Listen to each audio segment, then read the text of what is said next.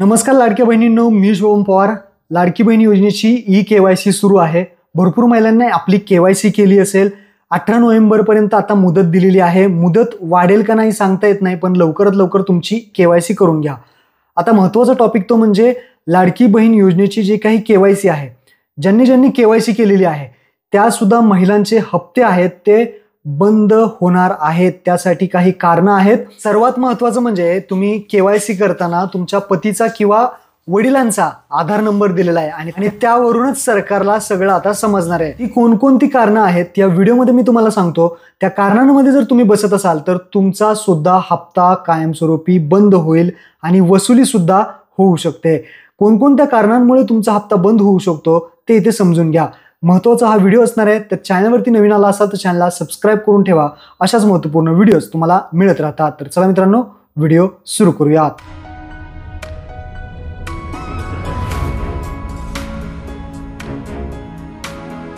तर लाडक्या बहिणींनो, तुम्ही इथे पाहू शकता, पहिला आहे महाराष्ट्र राज्याची रहिवासी असणं गरजेचं आहे. महाराष्ट्र राज्याभरील कोणी व्यक्तींनी फॉर्म भरला असेल, त्यांनी पैसे घेतले असतील तर त्यांचे पैसे वसूल होतील, त्यांचे अकाउंट फ्रीज केलं जाईल, लक्षात ठेवा.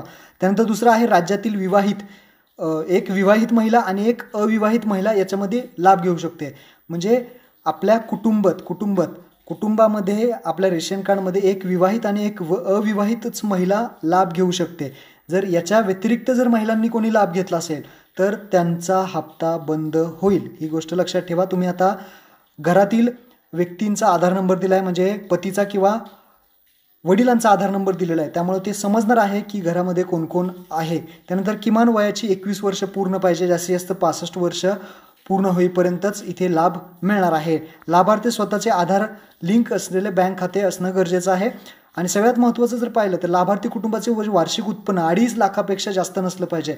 2.5 लाखापेक्षा जास्त उत्पन्न जर तुमचं असेल, तुमच्या पतीचं किंवा तुमच्या वडिलांचं, तर तुमचा इथे हप्ता बंद होणार आहे. त्यासोबतच ज्यांच्या कुटुंबातील सदस्य आयकरदाता आहे, जे ITR इन्कम टॅक्स रिटर्न, काही महिलांच्या नावावरती सुद्धा त्यांच्या पतीने त्यांच्या वडिलांनी ITR केलेले आहेत, तर किंवा त्यांच्या कुटुंबात कोणाचा ITR असेल तर ते समजणार आहे. ITR income tax return file कोण करत असेल, टॅक्स भरत असेल, तर त्यांना इथे हप्ता मिळणार नाही.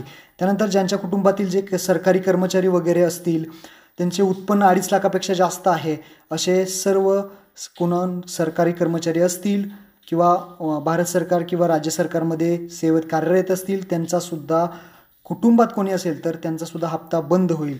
सदर लाभार्थी कोणता एखादा लाभार्थी योजनेअंतर्गत, कोणतीही योजना असू द्या, त्या योजनेअंतर्गत म्हणजे संजय गांधी योजना असेल, PM किसान योजना असते, श्रावणबाळ सेवा निवृत्ती योजना असेल, त्यामध्ये जर 1500 रुपये घेत असेल तर त्यांना हप्ता मिळणार नाही.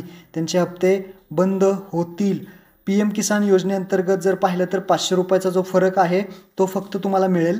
PM किसान योजना आणि नमो शेतकरी योजनामध्ये 500 रुपयाचा फरक तुम्हाला फक्त याच्यामध्ये भेटेल. पण जे संजय गांधी वगैरे योजनेमध्ये येतात त्यांना पूर्णपणे त्यांचा हप्ता बंद होईल. ज्यांच्या कुटुंबातील सदस्य विद्यमान खासदार वगैरे आमदार ते तर नाहीच आहे, तर ज्यांचे असतील तर त्यांच्यामध्ये सुद्धा हप्ता बंद होतील.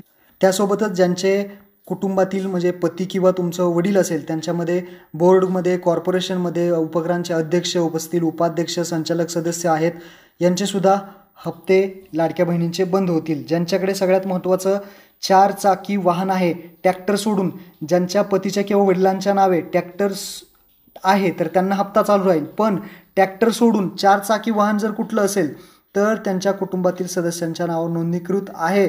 लक्षात ठेवा, कुटुंबात तुमच्या रेशन कार्डमध्ये जर कोणाच्या नावावर 4 चाकी असेल तर त्या महिलाचा हप्ता बंद होईल. ही गोष्ट लक्षात ठेवा.